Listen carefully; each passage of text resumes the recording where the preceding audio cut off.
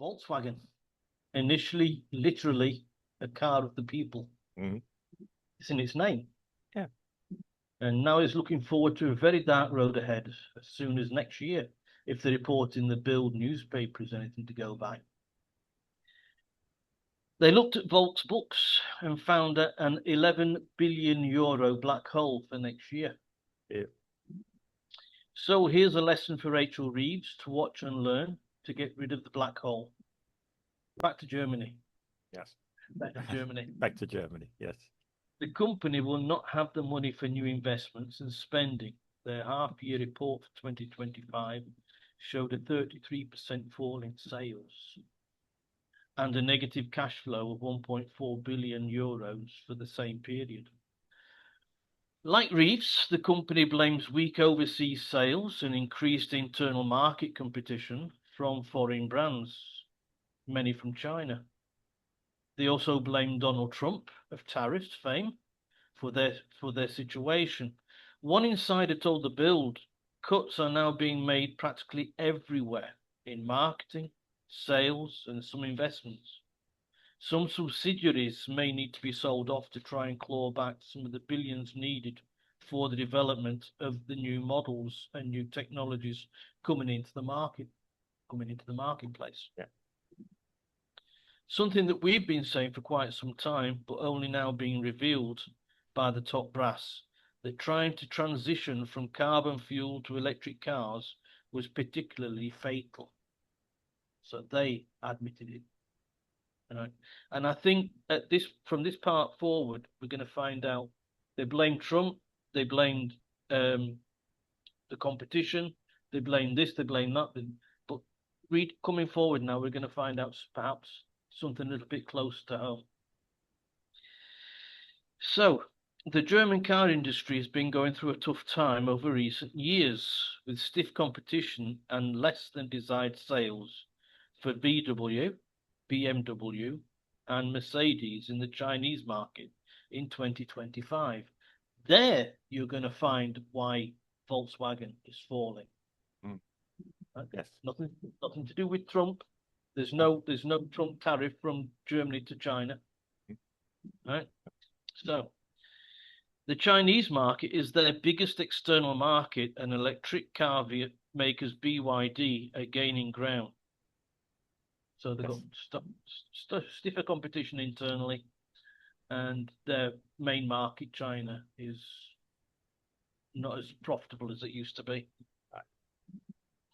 So the top echelons of Volkswagen had to go to restore stability. CEO Oliver Bloom had to give up part of his job to ex-McLaren chief Michael Leuters, who will take over as the head of Porsche, leaving Bloom just to look after Volkswagen itself. Mm. Because this Bloom, he looked after Yeah. VW and Porsche. Okay. Now, to be fair, not everything can be blamed on the CEO of the company. Right? Some blame has to be given to the political class for being blind to the industry it's supposed to protect. Yeah.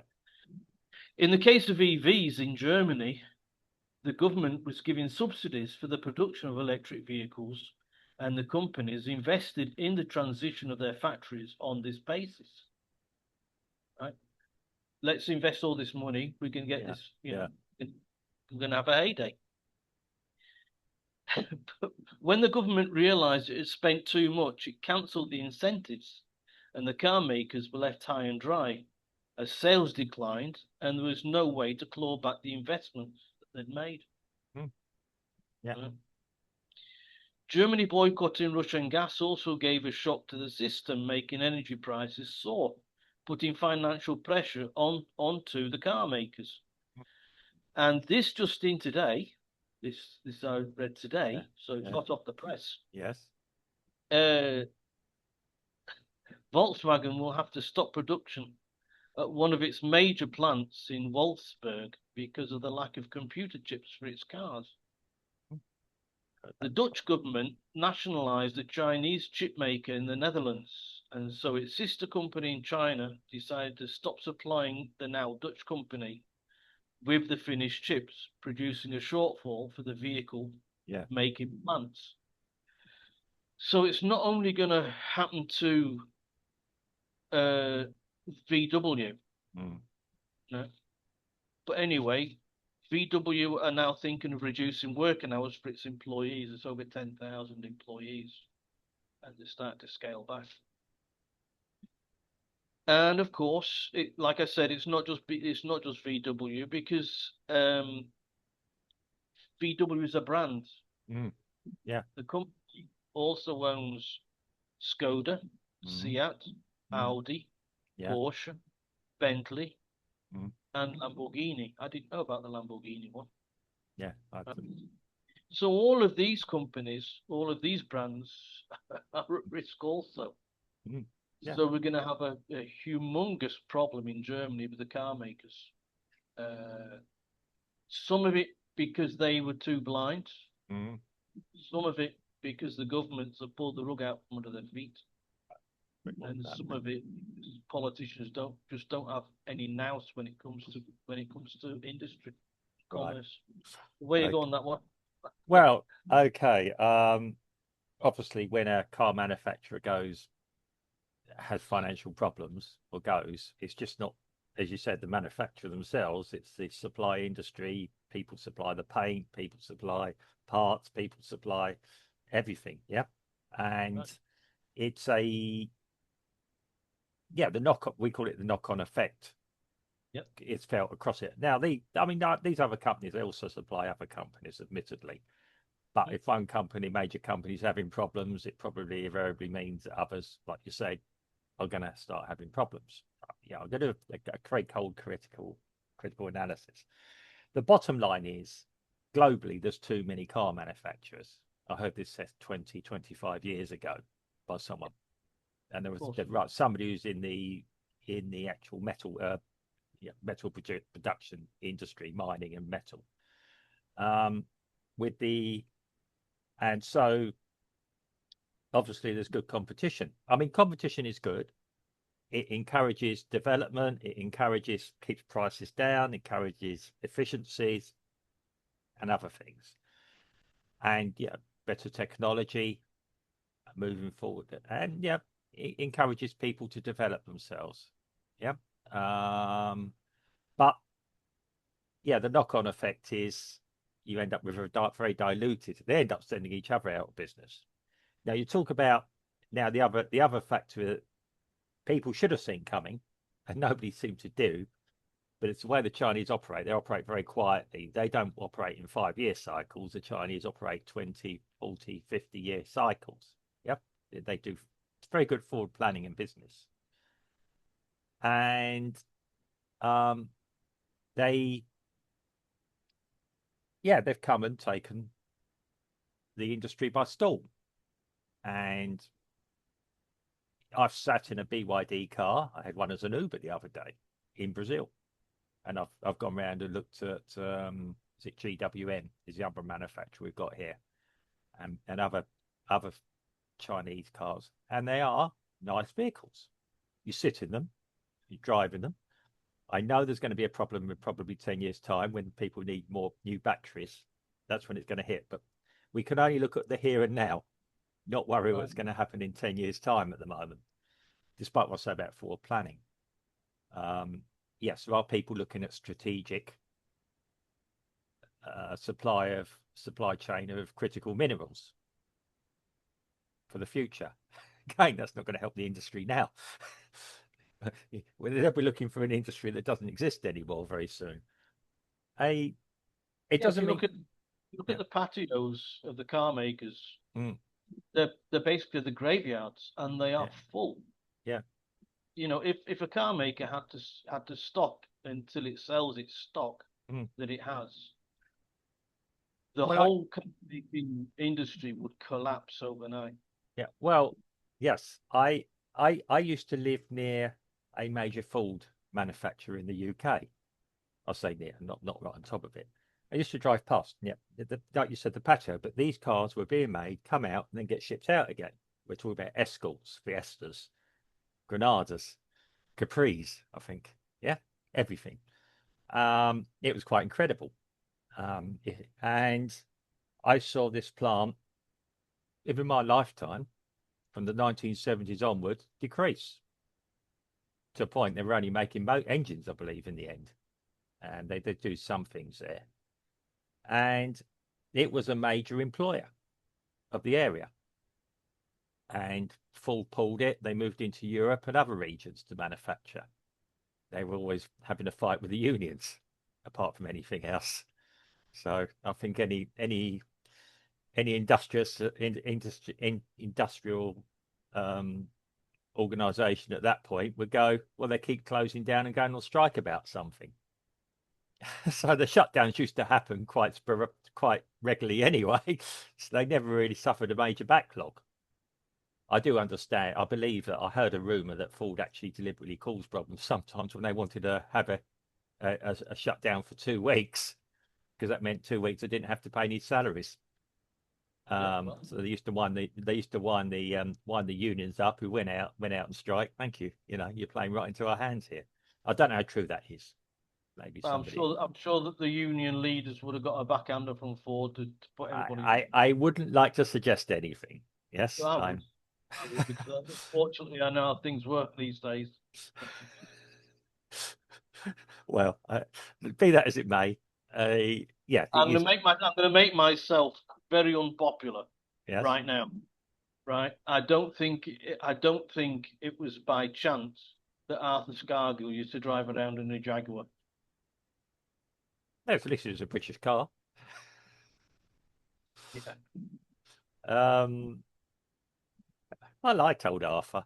You knew what you had with him. Anyway, getting back to the main core. Really? Yeah. Really. Let's get back to Germany. Get back to Germany. Get back to Germany. Well, okay, we saw this coming a while off. Many German economists saw it. Yeah. They've been screaming. Well, that's where we got our information from. Yeah, I mean, German economists are not fools, and yeah, they could see it coming. Part of running a business, and this is where we do seem to have forgotten about it in Europe, is preparing for shocks to come along. That's right. If you're not prepared for shocks or downturns, you're not a business person. And I know it's quite cold sometimes. You've got to decide to remove people from your employment for whatever. Yeah, but sometimes, yeah, there are ways of dealing with it. The politicians don't always make business friendly environments for you. In Europe now, we've forgotten. Everyone's moaning about Donald Trump doing protectionism. Whether or not I totally agree with the way he's doing it or not, that's up for discussion. But he's protecting the jobs of his workforce in the United States of America, creating jobs. Well, not only protecting, it's creating. Well, bringing back or whatever. So, yeah, I mean, I'd like to see the longer term figures on that, not just a 6 month year snapshot. But I'm not an economist. Others disagree with you there. Others agree. I'd like to see how that will play out long term. But yes, he's fighting for his own people. Us Europeans, we call it, yeah, Europe. Europe is not one country. It wants to be. Well, there's a desire amongst the political elite. There you are. For it to be one country, and they're the people that don't see the shocks coming, or if they do, they ignore them. They ignore it. I mean, I'm not going to blame these companies, these industrialists, because they have to still play the rules, the games that are laid out by the political elite. Yes, they do. Which means that they have to be more astute as what they are. I mean, everybody's to blame. Yeah, everybody. Yeah, I'm not saying you can't. Yeah, and I think so much as the industrial class, as a political class, needs to understand that we need to breathe. The company needs to breathe. Yeah, it needs to take advantage of the good times, but prepare for the bad times. Well, and it's like the ebbing and flowing of the sea. Yes. It comes in, the tide comes in, the tide goes out. Time comes in, the time goes out. Well, And a lot of people they just can't seem to manage to understand that. no. I mean, there's ways that you beat the market, you make a superior product, but that doesn't necessarily mean you're going to win in the market. You make a product people want to buy. That's how you win.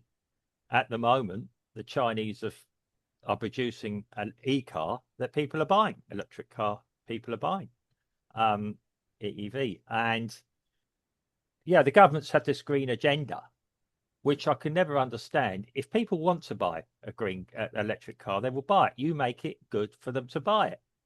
You allow them to be able to charge places if that's possible, and don't just have a charging station with a diesel generator next to it. I mean, people can see through that straight away.